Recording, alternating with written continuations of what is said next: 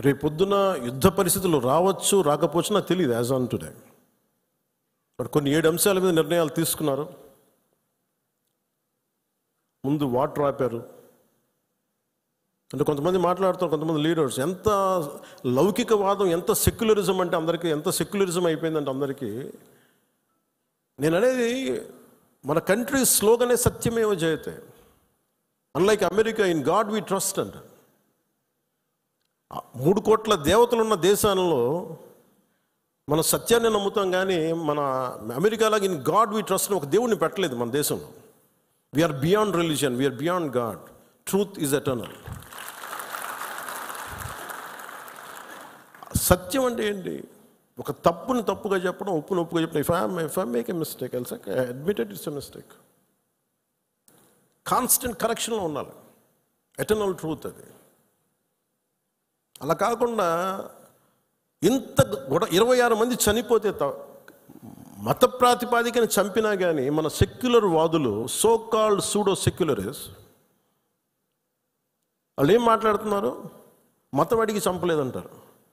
చనిపోయిన మధుసూదన్ గారి భార్య, అందరూ వాళ్ళు అబద్ధాలు చెప్తారు. వాళ్ళు పాకిస్తాన్ని ప్రేమిస్తూ అంటారు. వీళ్ళందరూ ఇక్కడ భారతదేశంలో కూర్చొని మీరు పాకిస్తాన్ని ప్రేమిస్తుంటారు. మొన్న కొంతమంది నాయకులు డిబేట్లో మాట్లాడుతుంటే చూస్తున్నాను. మీరు పాకిస్తాన్ అంత ప్రేమిస్తే దయచేసి పాకిస్తాన్కి వెళ్ళిపోండి. ఇక్కడ ఎందుకు? పాకిస్తాన్ మీద మీకు అంత ప్రేమే ఉంటే ఇది మాట్లాడుతున్న పని ఏదైనా వీళ్ళందరూ కూర్చొని కాంగ్రెస్ నాయకులు వీళ్ళందరూ, కొంతమంది ఎమ్మెల్సీలు కూడా ఉన్నట్టుగా అనిపించింది నాకు చూస్తుంటే. ముఖ్యంగా సౌత్ నుంచి ఉన్నారు కొంతమంది సీనియర్ కాంగ్రెస్ నాయకులేం. కాంగ్రెస్లోనే విభేదం ఉంది. మేము వెళ్ళిపోతే మీరు పాకిస్తాన్ని, మీరు భారతదేశంలో దాడి జరిగినప్పుడు భారతదేశానికి నిలబడాలి తప్ప పాకిస్తాన్కి నిలబడతాం మీరు సెక్యులరిజం అంటే అది ఏ ససేమిరా ఎవరు ఒప్పుకోరు. ఇక్కడ ఆ బలం మనం చూపించాలి. మనం ప్రాణాలు పోతే తిరిగి వస్తాయా? ఆయన ప్రాణాలు పోయినాయి. ఆయన బిడ్డల పరిస్థితి ఏంటి? ఆయన భార్య పరిస్థితి ఏంటి? మెరిట్ మీద ఉద్యోగం సంపాదించుకున్న అబ్బాయి, ఒకటే కంపెనీలో నిలబడి ఆ మెరిటోరియస్గా ఎదిగినవాడు. ఒకటే మాట ఆయన మా మిస్సెస్ మాట్లాడుతూ ఉన్నారు, మాకు ఏం ఆశలు లేవు సార్, మేము సింపుల్ ఒక చిన్న మిడిల్ క్లాస్ ఫ్యామిలీ. మేము టీవీల్లో కనిపిస్తామని మా కళ్ళలో కూడా ఉన్నాం, కానీ మా దురదృష్టం ఇలా కనిపించాం మేము టీవీలోనే. నా భర్త చనిపోయినప్పుడు ఇలా మేము టీవీలో కనిపించి మా బతుకులు బయటకు వచ్చినాయి. నా భర్త చనిపోయాడు, అది చెప్పుకోవాల్సిన దుస్థితి మాకు వచ్చిందని. వెళ్ళినప్పుడు బిగినింగ్లో ఆవిడ నన్ను ఎంత ఒక నిష్ఠూరంగా మాట్లాడారంటే బాధపడుతున్నారు. మిమ్మల్ని అనకూడదని మళ్ళీ అన్నారు. మీరందరూ ఇస్తేనే కదా నమ్మకం. ఇది మోదీ గారి ప్రభుత్వం, ఎన్డీఏ ప్రభుత్వాన్ని కదా మేము భరోసాతో కదా మేము వెళ్ళింది.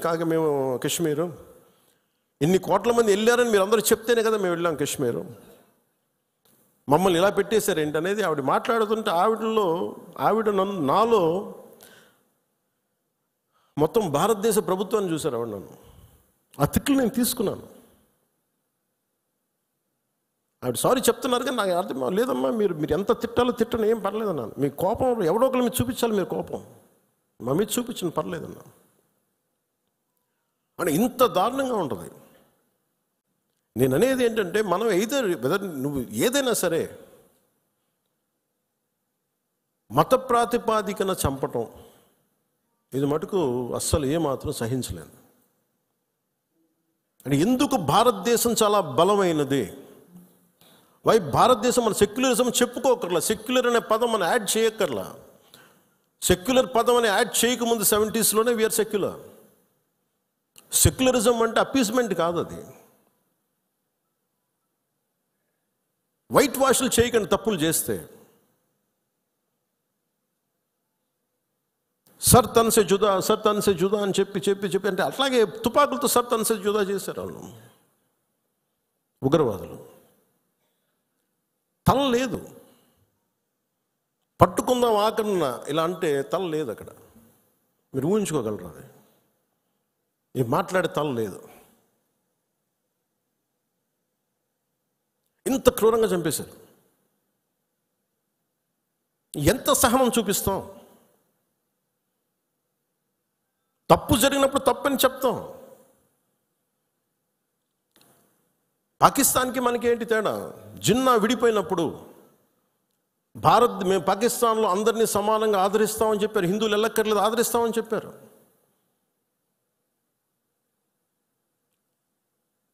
రెండు కోట్ల పైన ఉండే, చాలా కోట్ల ఎక్కువ, అంత జనాభా ఉండే చోట ఈరోజు జస్ట్ పట్టుమని కొన్ని లక్షల్లో ఉంటారు పాకిస్తాన్లో హిందువులు, అంతే. బట్ వేరస్ మన దేశంలో, పాకిస్తాన్లో ఎంత జనాభా ఉందో ముస్లిం జనాభా అంత జనాభా ఇక్కడ ఉంది. That's what India is. అంటే మనం నిజంగా ఈ సోకాల్డ్ సూడో సెక్యులర్ వాదులు చెప్పిన విధానంగానే అయితే నిజంగా అసలు ఇంతమంది ముస్లిం పాపులేషన్ ఉంటుందా? ఇంత వివక్ష చూపించే దేశం అయితే, హిందువులే నిజంగా వివక్ష చూపించే దేశమే అయితే ఇన్ని లక్షల మంది ఉండగలరా? అసలు ఇన్ని కోట్లాది మంది జనం ఉండగలరా? పాకిస్తాన్లో ఎంత ముస్లిం జనాభా ఉందో భారతదేశంలో అంతే ముస్లిం జనాభా ఉందో. దాదాపు అంత వివక్ష హిందువులకి ఎందుకు ఉంటుంది? హిందూస్ అక్కడెక్కడ కొంతమంది నాయకులు ఉన్నారేమో, మనకు తెలీదు. సంఘటనలు జరుగుతూ ఉంటాయి. మొన్నటికి మొన్న బంగ్లాదేశ్లో హిందువుల మీద దాడులు జరుగుతూ ఉన్నారు, విగ్రహాలు కాల్చేస్తూ ఉన్నారు, దుర్గాదేవి ఆలయాలు కాల్చేస్తూ ఉన్నారు. నేను మాట్లాడుతున్నప్పుడు మనకెందుకు సార్ అంటారు, అక్కడి నుంచి శరణార్థులు వచ్చేస్తారు, అప్పుడు ఇక్కడికే వస్తారు. మొత్తం దేశం మొత్తం అప్పుడు మన స్థానికులకు ఉద్యోగాలు పోతాయి, అప్పుడు మీకు ఓకేనా అన్న. ఆ దేశం బాగుంటేనే మనం ఇక్కడ ఉద్యోగాలు మన వాళ్ళకి ఇవ్వగలం. రెండు రాష్ట్రాల మధ్య కూడా, తెలంగాణ కానీ ఆంధ్ర కానీ, ఇక్కడి నుంచి మీరు వచ్చేస్తే మా ఉద్యోగాలు పోతున్నాయనే కదా సెపరేట్ స్టేట్ అయింది. అలాంటిది ఎక్కడి నుంచో శరణార్థులు, వాళ్ళ యుద్ధ పరిస్థితులు బాగలే, వాళ్ళ వాతావరణ పరిస్థితులు బాగలేక మనకు వచ్చేస్తే అది మనకు అదనపు భారం, అది దేశానికి కూడా. అంతేగాని దీంట్లో మిగతా వాళ్ళు ఇబ్బంది పడుతూ ఉన్నారు మాట్లాడటానికి. ఉగ్రవాదులు టార్గెట్ చేసి హిందువులను చంపారు, ఇది సత్యం, అంతే. వాళ్ళు అన్న మాట నాతో ఏంటంటే, మధుసూదన్ గారి భార్య, ఇఫ్ ఆమె ముస్లిం నన్ను స్పేర్ చేసేవాళ్ళు సార్. మేము చేసింది పాపం, బీయింగ్ హిందూ పుట్టడమా మేము చేసింది? కనీసం మా చేతుల్లో ఆయుధాలు కూడా లేవే, మేము సైనికులం కూడా కాదే. మేము బిడ్డలు ఇద్దరు అక్కడే ఉన్నారు. నేను ఆలోచించలేదు ముందు, నేను అనుకున్నాను ఆయన ఒక్కైనా వెళ్ళారేమో, అలా చనిపోయారేమో అనుకున్నాను. కానీ అయితే కుటుంబం అంతా ఉంది, ఇంకో రెండు ఫ్యామిలీస్ ఉన్నాయి. అందరి ముందు దారుణంగా చంపేస్తే, ఇంకా ఇది భారతదేశం కాబట్టి చాలా 7 దశాబ్దాల తర్వాత మాట్లాడుతున్నాం మనం. కశ్మీర్ని 3 సార్లు, మన పాకిస్తాన్ని 3 సార్లు ఓడించాం. సహనం ఎక్కువైపోయింది మన దేశానికి. ఎందుకంటే మనుషులే సహనం ఎక్కువ మనకి. ఏదైనా అతి చేస్తే మంచిది.